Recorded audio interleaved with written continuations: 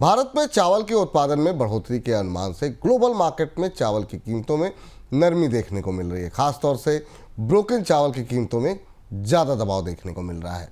Global market में भारत के 5% broken चावल का भाव घट करके $382 और 25% ब्रोकन चावल का भाव कम होकर के $368 पर टन पर आ गया है।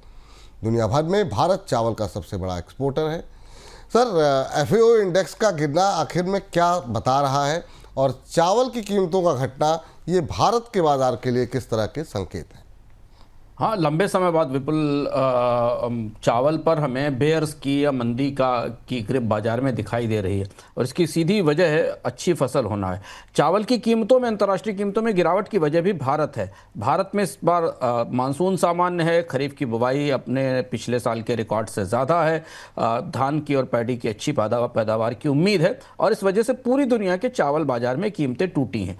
भारत के साथ वियतनाम और बांग्लादेश में भी चावल की फसल पिछले साल की तुलना में अच्छी रहने वाली है। इस वजह से चावल की अंतर्राष्ट्रीय कीमतों में कमी दिखाई दे रही है। अब असर की स्थिति यह है कि भारत चावल का सबसे बड़े प्रोड्यूसर्स में भी है और सबसे बड़े निर्यातकों में भी है। भारत के लिए भी चुनौती है कि एक तो चावल का स्टॉक भारत में काफी ज्यादा है। पिछले साल भी रिकॉर्ड लेवल का स्टॉक सरकार के पास उपलब्ध था जब खरीफ का मौसम शुरू हो रहा था। निर्यातकों के लिए आने वाले समय में चुनौती होगी क्योंकि अंतर्राष्ट्रीय बाजार में उन्हें अच्छी कीमत मिलने में दिक्कत होगी क्योंकि चावल के बाजार में अब ओवर सप्लाई जैसी स्थिति बनती दिख रही है। जी, चलिए, इस बीच छोटी कारों के लिए ईंधन खपत के प्रस्तावित नए नियमों में ढील पर विचार हो रहा है।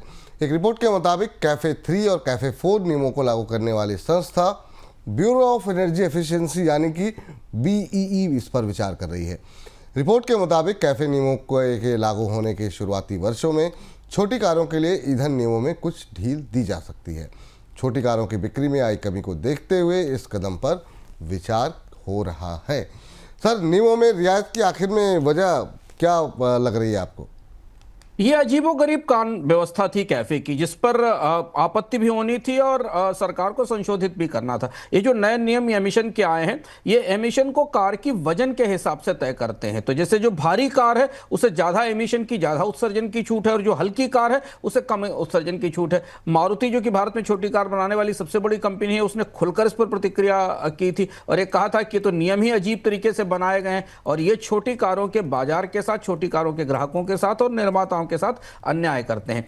तो इनमें कहीं ना कहीं गफलत है क्योंकि छोटी कारों के बाजार को अगर आपको बढ़ावा देना है तो नियमों को प्रोत्साहन रखना होगा और यही वजह है कि काफी नियमों में अब बदलाव की तैयारी की जा रही है। संशोधन, जब उनका नया संशोधन आएगा तब उसमें छोटी कारों के हिसाब से कुछ रियायतें या ढील शामिल हो सकती है।